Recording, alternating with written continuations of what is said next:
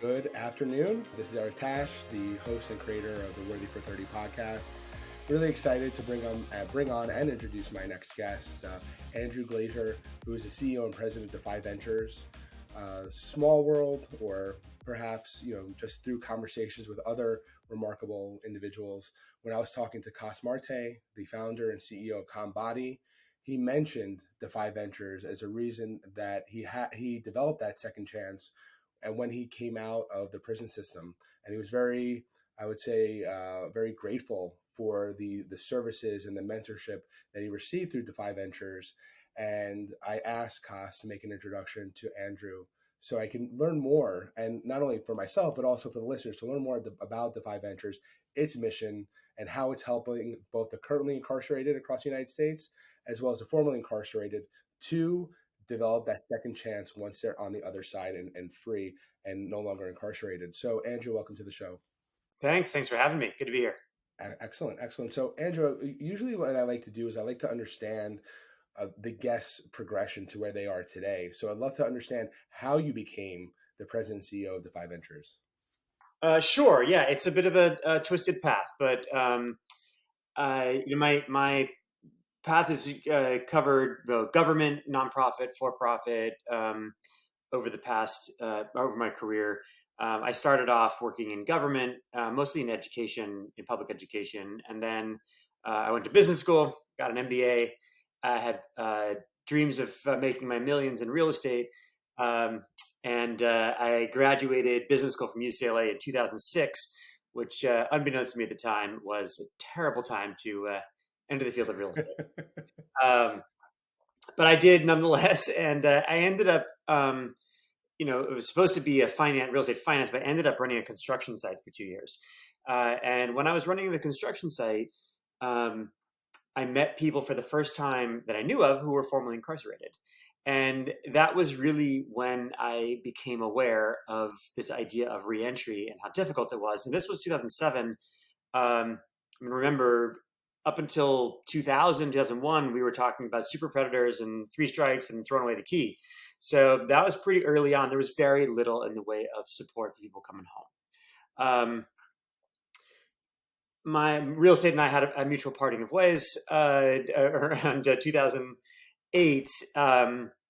And then I entered the nonprofit sector, where I joined an organization that focused on dropout prevention in highly impacted urban public schools. And I spent about 8 years doing that. And really, I learned a lot there. And one of the things I learned about was the school to prison pipeline. And that really is this, pathway that kids who grow up in generational poverty and violence and incarceration in their families, for many kids in those circumstances, that can be the path of least resistance. Our society, in many ways, even when they want to get off that pathway, we push them back on it, particularly in those highly impacted public schools. Now, when I was doing my work there, I supervised a lot of people who are out there working to get people off that pipeline and to graduate high school. But there were kids who, we couldn't get to. And they ended up on that pipeline. So when I was ready to leave that job, I was looking around for what to do next. And Defy Ventures came along, and it was this perfect mix of kind of an education program focused on entrepreneurship and intervention in a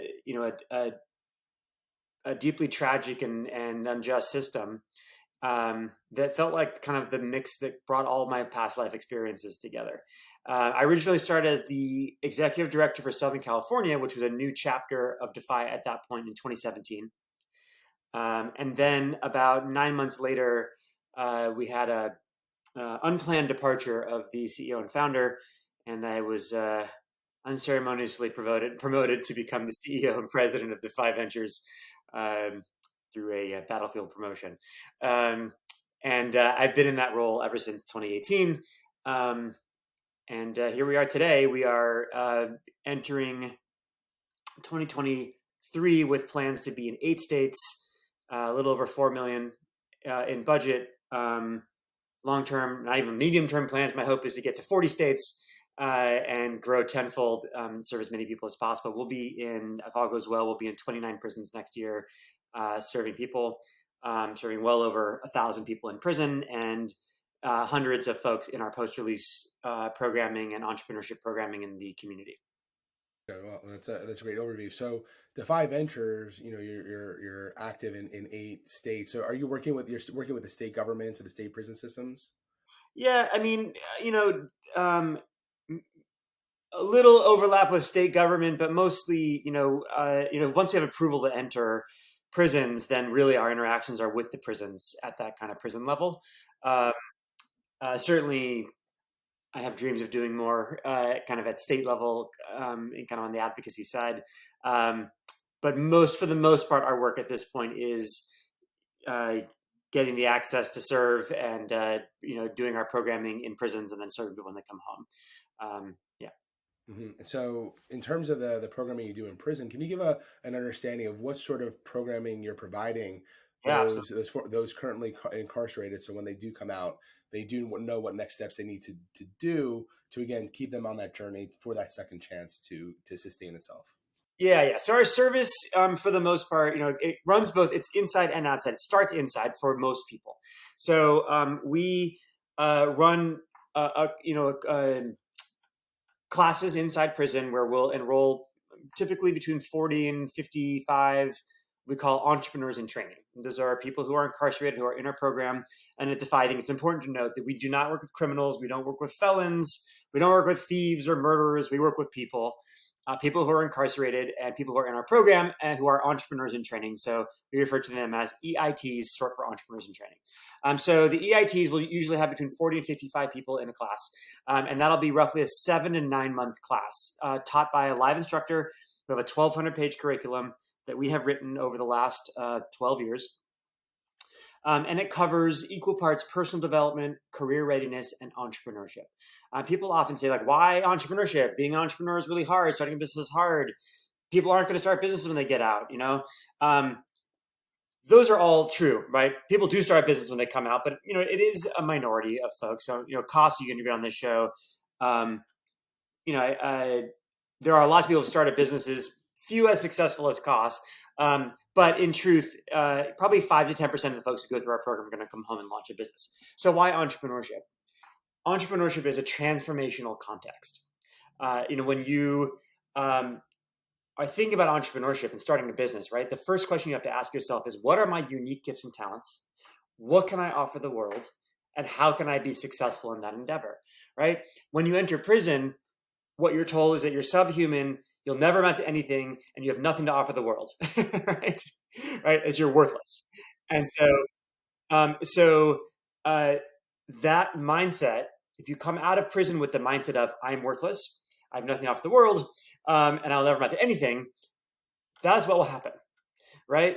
Because I think what I know, what I've learned, and even science tells us this, right? The narrative that we tell ourselves has a huge impact on how we view the world and how other people view us. And so that mindset change that we do in our program through the lens of entrepreneurship is what makes a difference between success on coming home or not. And so we go through this program and we certainly do deep dives into, where do we come from? Who do we want to be? How do we make amends? How do we take responsibility, but also not let sort of shame and past control our future? We talk about, we teach how to write a resume, how to talk about your past, how to talk about it in a way that is asset-based in your future. And we, of course, get into the fundamentals of entrepreneurship, creating a business concept, and a business pitch. We bring volunteers inside with us. Would love to have you join us sometime if you're free. And so we have folks come in for the day. I was just in prison running a business coaching day 2 days ago with a wonderful group of entrepreneurs, business leaders, and general business people. And on those coaching days, we do resume reviews, personal statement, business ideation coaching, and we also do some important empathy building work.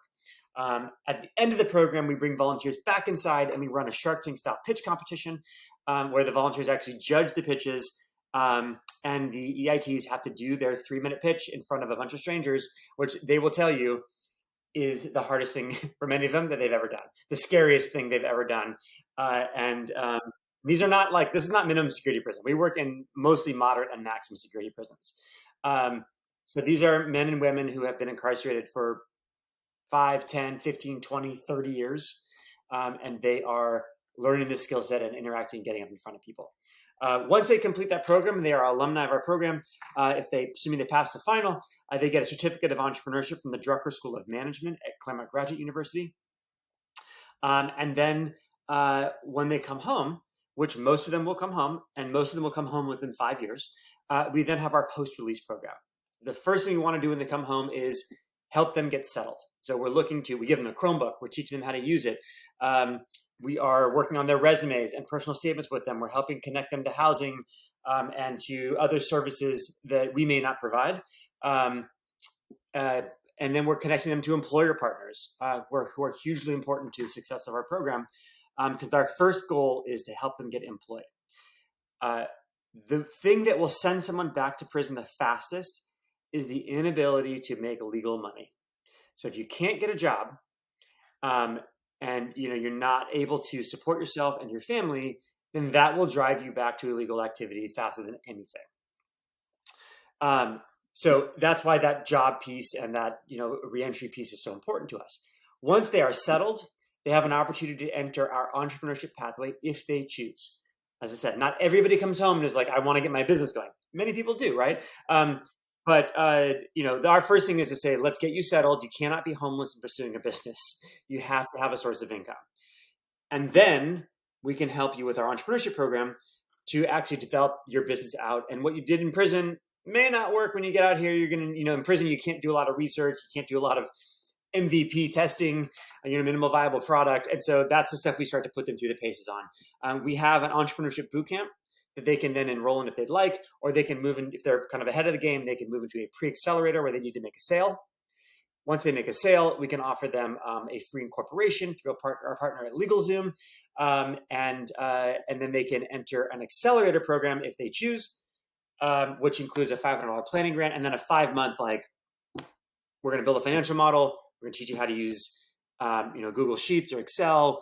You're going to learn some basics of marketing. You're going to write a business plan, very short, doesn't need to be really long, but you need to write down what you're going to do. And then we have a little demo day at the end where they can pitch their businesses to try to make some sales. Then they have an opportunity to show us if they can get traction and they have something scalable. We then have a small amount of money available through what we call our venture fund, but really it's just a philanthropic grant fund to get up to $10,000 to grow their business. So that's kind of the pathway. That I should also say that entrepreneurship bootcamp and pathway is open, frankly, to anybody in the community who's formerly incarcerated, as long as they are stable. So they need to be home for at least 6 months, have a job, have a place to live. And if they want to explore entrepreneurship with us, that program is open to them as long as they live in one of the states where we operate.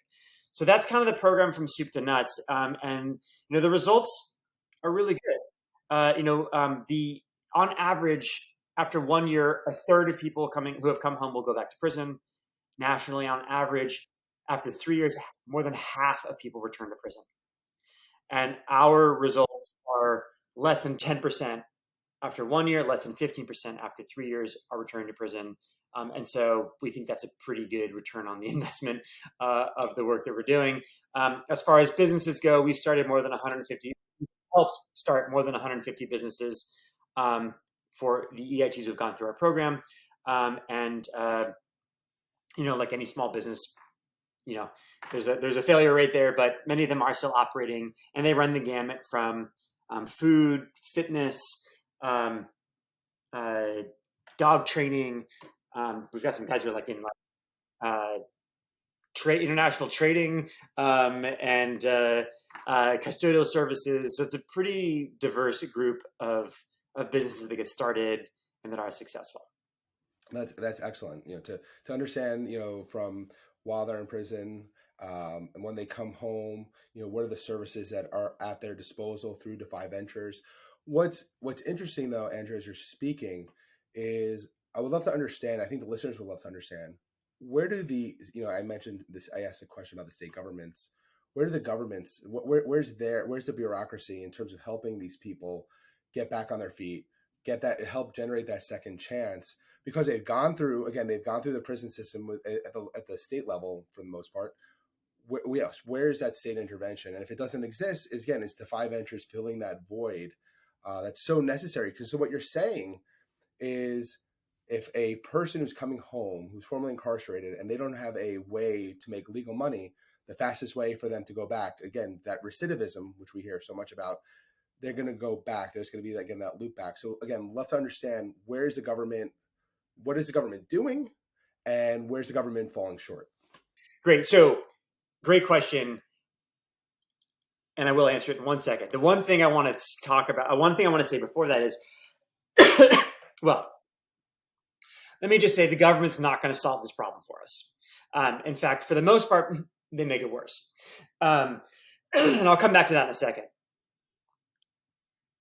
What I want your listeners to know is business is key, because we could run the very best reentry preparation entrepreneurship program ever. And I think we run a great program. So I think we're up there, right? But if people come home and they are ready for opportunity, and that's really what we're trying to do, is say, let's make you ready for opportunity when you come home. If that opportunity does not exist on the other side, which is to say, if people in the business community will not hire, will not invest, and mostly it's hiring, right? Then they are complicit in a system that sends people back. And so one of the reasons why we bring these volunteers in from the business community is because we want them to see these are humans. Prison is not filled with bad people. There are some people in prison who have some work left to do on themselves. Let's be clear, right? Prison is filled with people who have done bad things. They have made bad choices. They have made mistakes, and they are there for a reason, for the most part, right?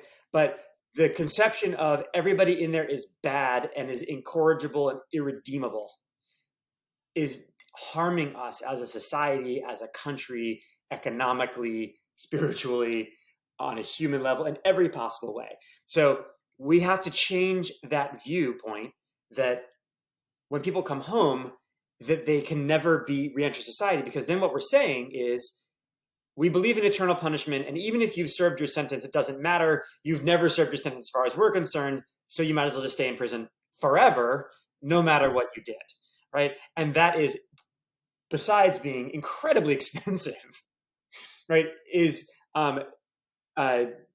deeply anti-human, right? And now to government, right? We get the government's, I firmly believe we get the government we deserve, right? That feeling in society that, hey, these are bad people and we shouldn't do anything for them. Well, our representatives, all they do is give that back to us in the form of policy. And so the mission of prison is supposed to be 4 things.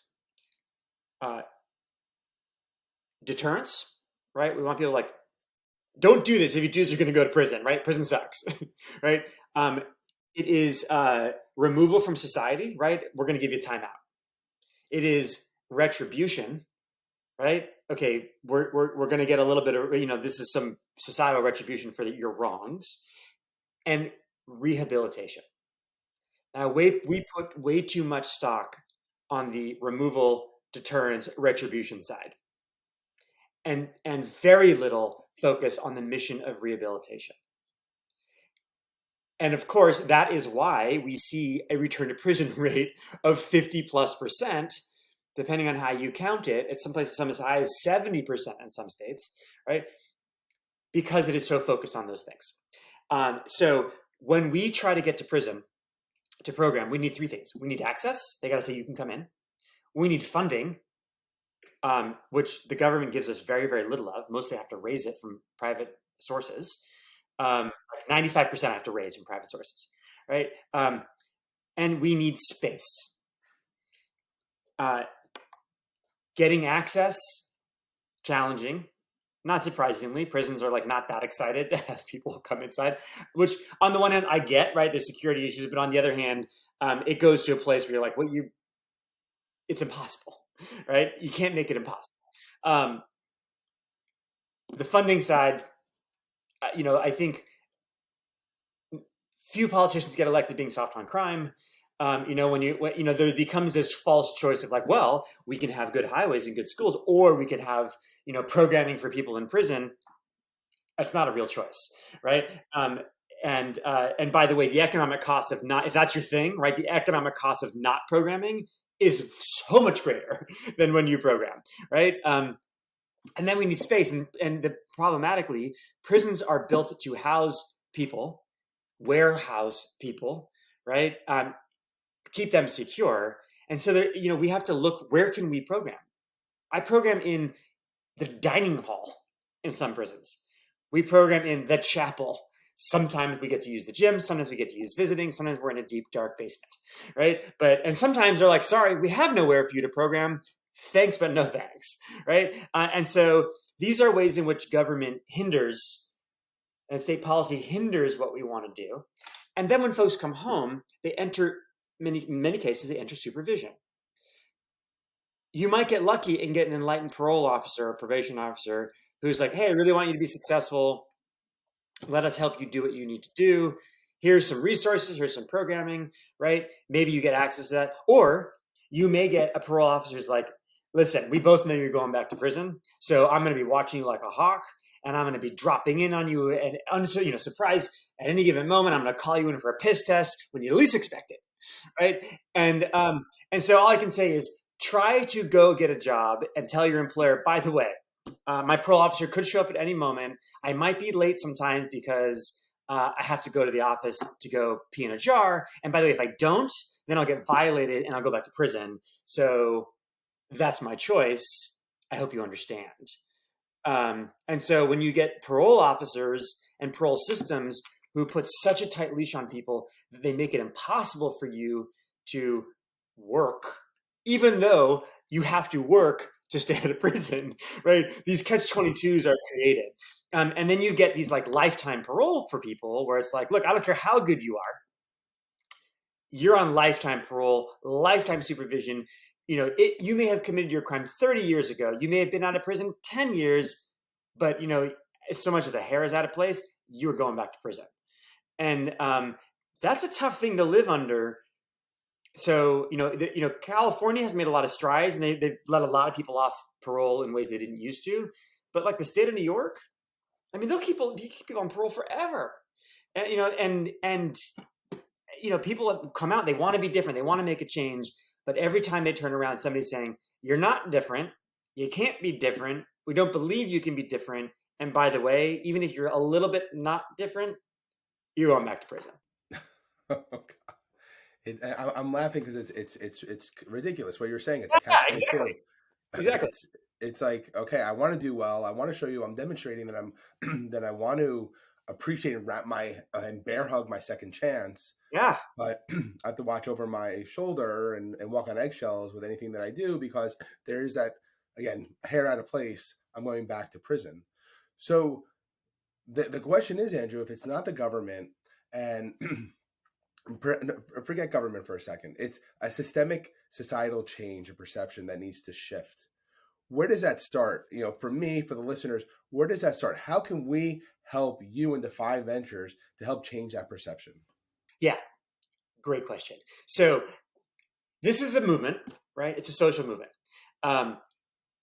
Any successful social movement in history has been based on people having human interactions, right? Whether it was civil rights and, somebody who was, started out deeply racist, sitting across from a black person and saying like, oh, wow, we're both human beings, right? Maybe we shouldn't make you sit in the back of the bus, right? Maybe we should reserve you the right to vote, right? Or it is, the changes in our country around how we view folks in the LGBTQ community, right? And marriage equality. And I mean, Congress just passed, a marriage equality bill, right? However you land on that question, That never would have happened 20 years ago. And it's because a lot of people in this country have met people who are gay and said, wow, you're a human being also, right? And I guess it's okay with me, right? I don't know why it's a problem. And the same thing goes for people who have this history of incarceration. When you sit across from somebody who has been in prison for 10 years or 15 years or 20 years, and you see that they have the same hopes and dreams as you, and that they're not the same person they were when they were 20, because when we're 40, who among us is, right? What idiotic things did all of us do between the ages of like 17 and 23, which is when most people go to prison, right? And how are we different now? And why should we think that anybody else is any different, whether they've been in prison or not, that they would have a chance to like grow up, right? And rethink their life and try to do different things. And then that starts to remove the fear and the stigma, so that when people come into prison with me, and not everybody's gonna come into prison with me, we've got other ways for folks to get involved, but if you volunteer with me and you come inside with any of our chapters and you come inside, you have this experience, you walk out and your life is changed, because you see, okay, these are people, and these are people who are hungry to be different and hungry for a fair chance, and people that I'm not afraid of when they come home. And then that starts to change businesses who say, maybe we do need to employ folks. We need to give them a fair chance, right? And I'm not saying, right, I know some of you are going to be like, what the hell are you talking about? So you're saying give, the person with a sex offense who molested a child, put him in school? It's like, no, come on, right? There are very common sense ways to do this. And if any of your listeners are interested, we run a fair chance hiring workshop that can, spend about 90 minutes just saying, like, let's just explore the stigma and explore what's real here. There are obviously like ways in which you have to take precautions, but the precautions can't be, you can never work anywhere for anyone, right? You have to just, be on the roadside for the rest of your life, right? That's not the answer. So that change starts to roll up and roll out in very different ways, in very important ways. And part of that rolling out and rolling up starts to then impact our representation in government. When Union Pacific, who is an employer partner of ours, goes to their state governments like, listen, state corrections, we're desperate for talent. We want to hire the people coming out. You need to make sure that they're prepared to get jobs with us. So you need to start working with programs like Defy Ventures, right? And letting program happen so folks come out prepared for a job. That means something. That changes something, because then you are starting to access the political system in a different way. And look, I'm all for like the crowd showing up and like, going into the halls of Congress or the state legislature and saying, like, you got to change this, right? That is good.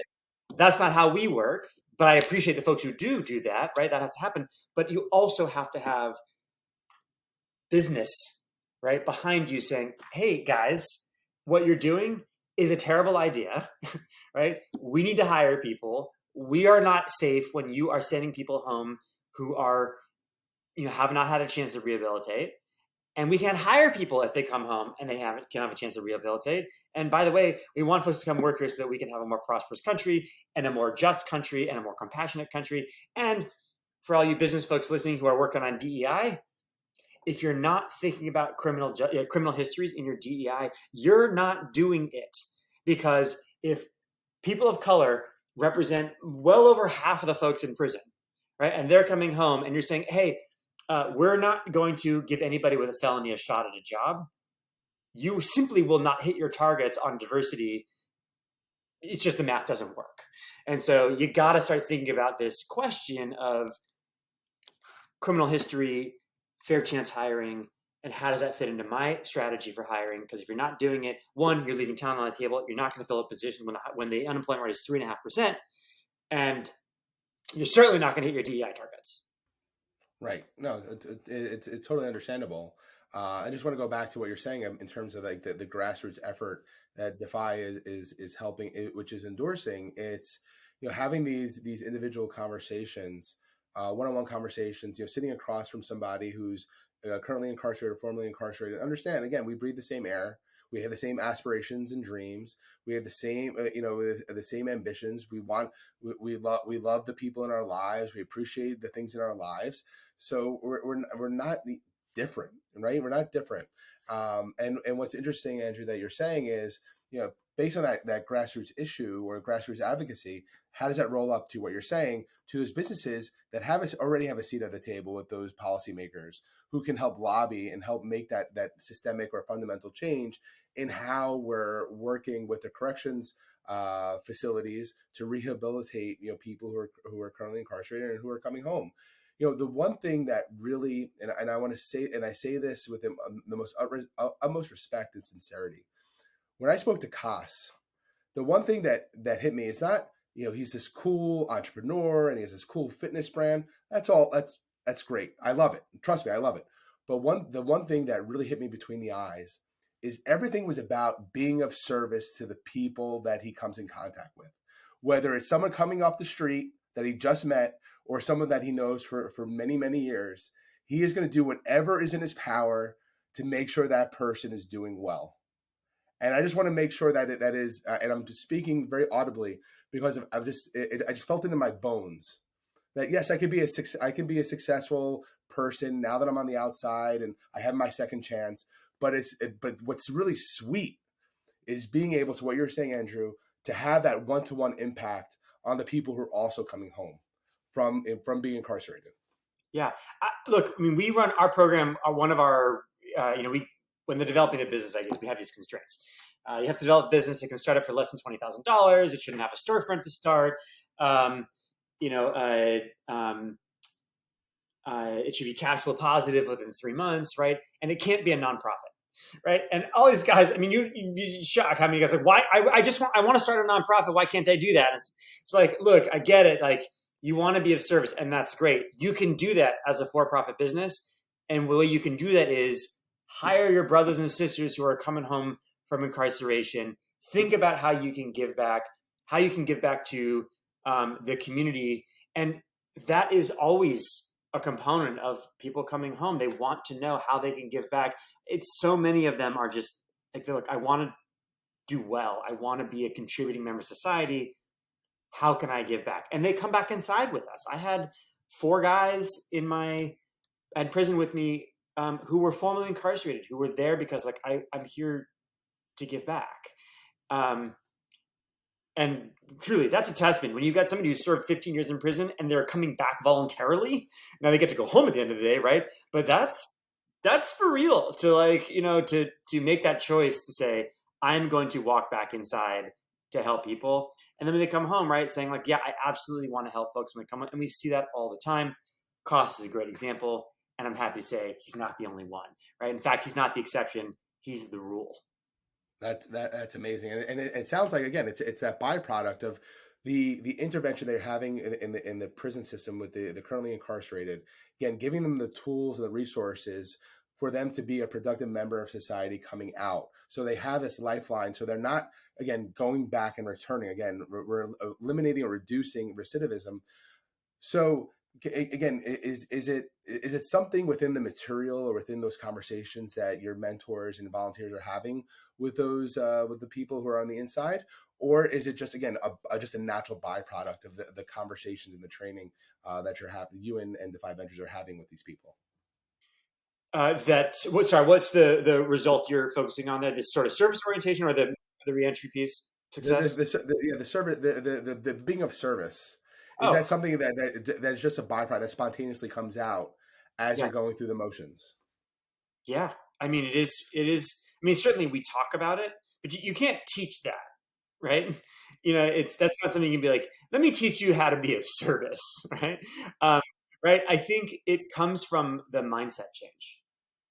And so it's part of the mindset change they're going through from a place of, I'm in prison, I'm angry, I want to hurt people, right? To, I have a history that I'm not proud of, but I understand myself and what that was, and I understand who I want to be. And the person that I want to be is not a person who's hurting people, it's a person who's helping people. And so that is part of that transformation that goes on with people. And when we bring volunteers in, certainly we are providing, the volunteers are providing a service, a skill-based service of, I can help someone with a resume. I can help you prepare for an interview. I can help you think about your business. But what they're doing most importantly at the same time is they're saying, you were worth me coming here today. Right? And what I hear from the entrepreneurs in training, the EITs, is today I learned that people are good. There are good people out there. And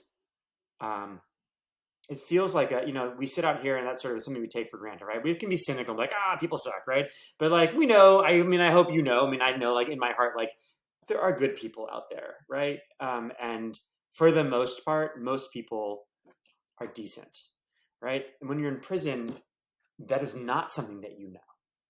What you know in prison is every man for himself, watch my back, I trust no one, and if I'm not careful, I'm going to get stabbed, right? I mean, it does, and that's not to say that when folks are in prison, they absolutely form these incredible bonds with their brothers or their sisters in prison. Those are lifelong bonds that they form. But and those are important, right? But prison builds fear into you and trauma, and reinforces that in you, which creates these mindsets of sort of destructiveness, right? And so when we are bringing people in, what we're trying to do is, and what we are doing is saying, that's not how everyone is. You can be different. You can move to a place where you can feel human again. You can feel love again. You can believe in yourself again. And you can believe that there's a future for you that isn't this.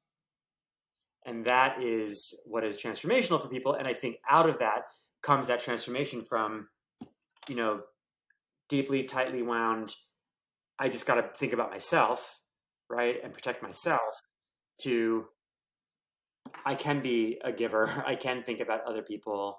And even for folks who have life without possibility of parole, and we have them in our program, or folks who have 20 more years to go, right?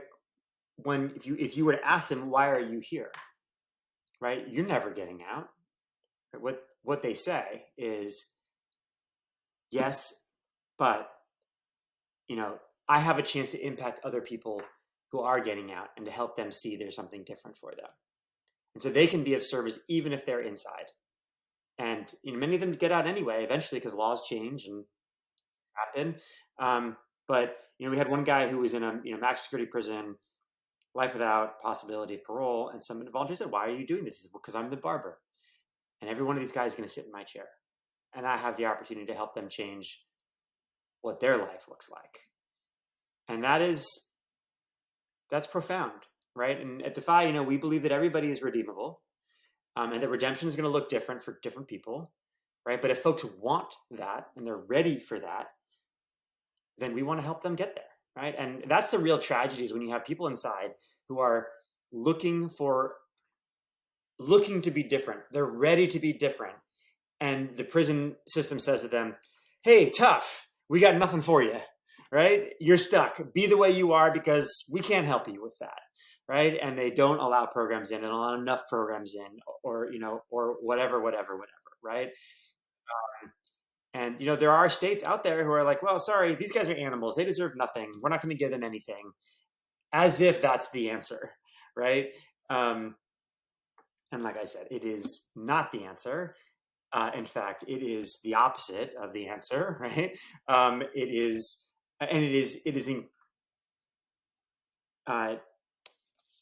is immoral, inhuman, and deeply expensive to make that your choice on the approach. And like I said, when we get to the business community, right? If you're not part of this idea of fair chance hiring, you are complicit in this recidivism that's happening, because you are part of a system that says, sorry, when you come home, no economic opportunity for you, right? Whether you're ready for it, qualify it or not, doesn't matter. Written you off. Better for you to go back to prison. That's what you're doing. So what I always tell people when we talk about fair shot hiring is, look, be intellectually honest about what you say and what you do. Because if I ask people in a room who believes in second chances, almost every hand goes up, right? And like, okay, well, would you hire somebody coming home from prison? Well, I guess it was like a nonviolent offense.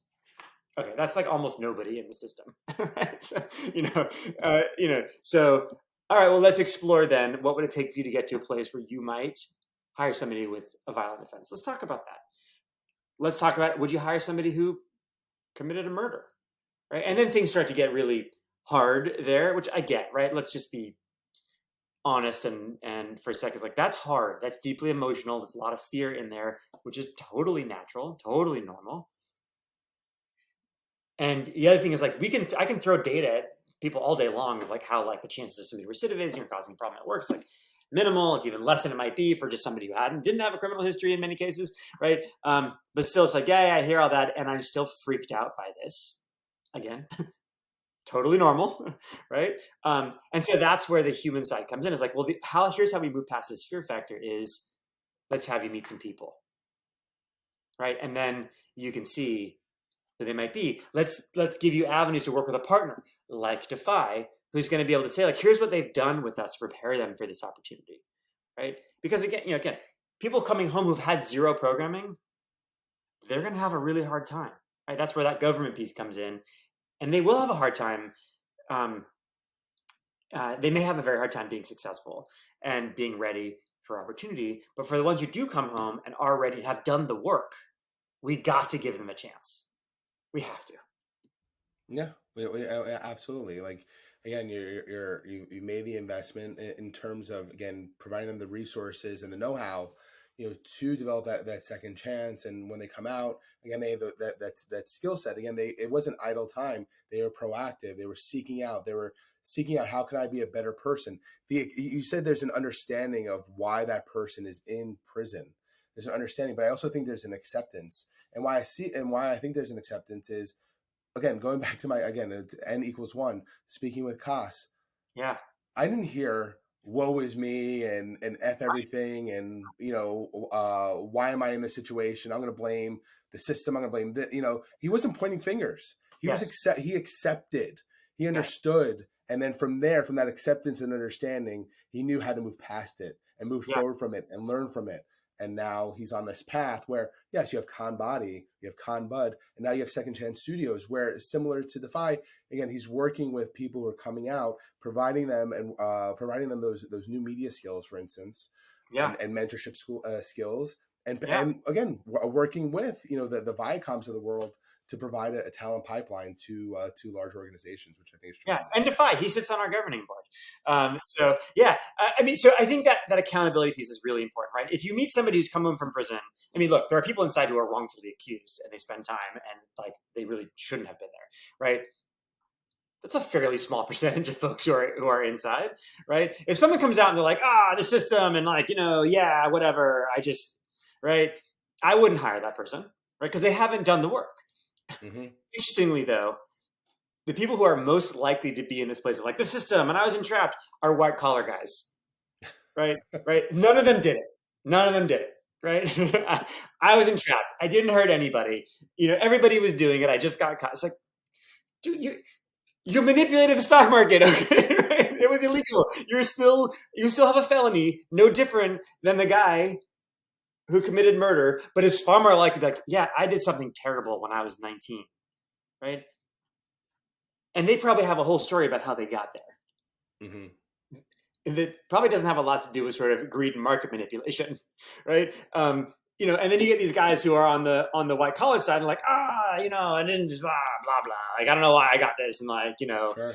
and it's like I would any day I would take somebody who had committed a murder and served 20 years and did the work to get parole and came home was like, I'm ready to be different and of service. I would far rather hire that person than somebody who was like a, MBA from Harvard who, went and manipulated the market and, did some, greedy things and hurt people in different ways, still hurt people, Sure. and comes home is like, everybody was doing it, right? It's like, I don't have time for you right now. That's you know, you need to go meet some people that I work with, and you need to come down because you're not better than them. And that's, but yeah, people do the work, and when they do the work and they come home, they need that opportunity. And Cost is a great example of somebody who did the work. He came home ready to be different, super motivated. And the other thing that we always tell people is like, look, the people we work with in prison are deeply entrepreneurial, and most of them had a business that they ran. It just happened to be an illegal business, right? But Cost is a great example. I mean, how many millions was he turning over when he was like 19, Two right? or 3 million, yeah, a Right. year. I mean, Yeah. he was grossing tons of revenue, right? And as I say, you may have been working in a difficult regulatory environment with questionable HR practices, but you had to still understand operations and budgeting and customer acquisition and marketing and management, and those are all transferable skills. Given the opportunity, you can channel those things into legal careers and legal businesses that are net benefits to society, not net harm. And that is, so much of what we do. And that again is tied to this mindset change of who do I want to be? How do I want to use my unique gifts and talents for the benefit of society, not to the detriment? And that's what we do. Right, and it's incredible work. And Andrew, I just want to end this very important conversation with what you started off with, which is that self narrative. Like, what are the people who are on the inside telling themselves, and how can we help them again make sure that that track in their head is saying that they're a valuable member to society. They do mean something. They mean something to not just their immediate friends and family, but to the larger society. And as part of that growth from the self narrative, it's how does Defy Ventures again work with those people on that are currently incarcerated as well as when they come out, so they sustain that mindset that they are again valuable members to society and can be of service, whatever their ambitions, wherever their ambitions lead them to. So in terms of the listeners and as well as myself, Yeah. how can we help? How can we, again, you mentioned volunteer, where can we go? How can we contact? Really, just what is that call to action? Yeah, I would love for you and your listeners to join this community, to join this movement. And it's easy. There's lots of ways to do it. You can join us as a volunteer. We run programming in California, Washington, New York, New Jersey, Connecticut, Illinois, Wisconsin, and we'll be launching in Pennsylvania in the Philly area in quarter 1. Hopefully, I'll have some more spots to announce by mid next year. Find those volunteer opportunities on our website, www.defyventures.org. You can email me if you want to volunteer, and I'll send your email to the right place, andrew@defyventures.org. DEFY Ventures, VENTURES, defyventures.org. If you on the website, you click the volunteer button. There may not be anything right. Sometimes we go on hiatus, things are in between, but just check back there. Over the next few weeks, or sign up for the mailing list is a great way to do that, so you can hear about upcoming events when they get scheduled.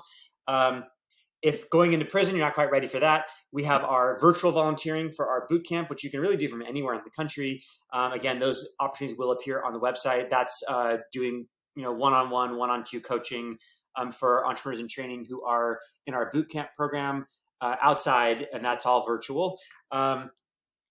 We are always looking for mentors for our accelerator. If you have 4 or 5 hours to give every month to do one-on-one mentoring, we'd love to have you. You need to come to one of our general open volunteer programs first to sort of see how we do our work. And then, we have info sessions. Those get posted on the website. We'll have volunteer info sessions posted on the website as well. So that's that. Join as a volunteer. Join us as a partner. If you are an employer and you employ folks in any of those markets that I mentioned, California, Washington, Wisconsin, Illinois, New Jersey, Connecticut, New York, Pennsylvania, let us know that you're interested in hiring. Let us know if you'd like to learn more about Fair Chance Hiring. We can run a workshop for you. It's about 90 minutes. It's deeply impactful. We can run it anywhere from 15 to 50 people virtually or in person. But if you'd like to partner with us, let us know. We'd love to tell you more about it, and know that you are somebody we can send folks to when they come home. And lastly, join us as a financial supporter. As we talked about, the government does not pay for this. We'd love for them one day to. We get a little bit in some places, but not much. And for comparison, on average across the country, it's about $80,000 to $100,000 per person per year to keep them incarcerated. You pay that cost whether you want to or not, right? That's just coming out of your tax money. Our program is about $1,500 for the in-prison work and about $3,500 for the post-release work. For about $5,000, right? We can support somebody from start to finish, from inside to outside. And our return to prison rate, again, less than 10%. At the 1 year rate, less than 50, versus 50 to 70%. We have 84% of our folks are employed, right? Compared to like low 70s for folks who don't go through the program. It's like a 20x return on investment, right? But just right, you can support us that way, and you can give. We welcome your contributions. At the end of the year, we want to do more of what we're doing, more Defy. We want more Cos Martes in the world. We want more of our successful graduates. You can give on the website again, www.defyventures.org, and you can hit that donate button. But those are the things we need. We need volunteers. We need funding. We need partners. We need believers in what we're doing. We need people who want to, even if you're not a believer yet, we want people with an open mind who want to learn more. And that's how we change this. Excellent. So Andrew, what I'll do as I post this episode is in the episode notes, I'll include the Defy Ventures website address where you can find those resources to contribute, to partner, to volunteer, with very clear instructions of how to do either or all of those things that you listed, to make, again, to help make that change, to help to participate in the movement that you and Defy Ventures has embarked on. And again, I think this conversation is incredible. I hope the listeners who are going to be, again, hearing and understanding the current state of incarceration in the United States, and where are the policymakers falling short, where Defy Ventures is coming in and providing an incredible learning curriculum, for those folks who are currently incarcerated, as well as when they come out. So there isn't, again, that pipeline back to the prison system. Again, they're doing an incredible job, and an incredibly proactive and incredible job of breaking that cycle. So again, I thank you, Andrew, for your time this afternoon.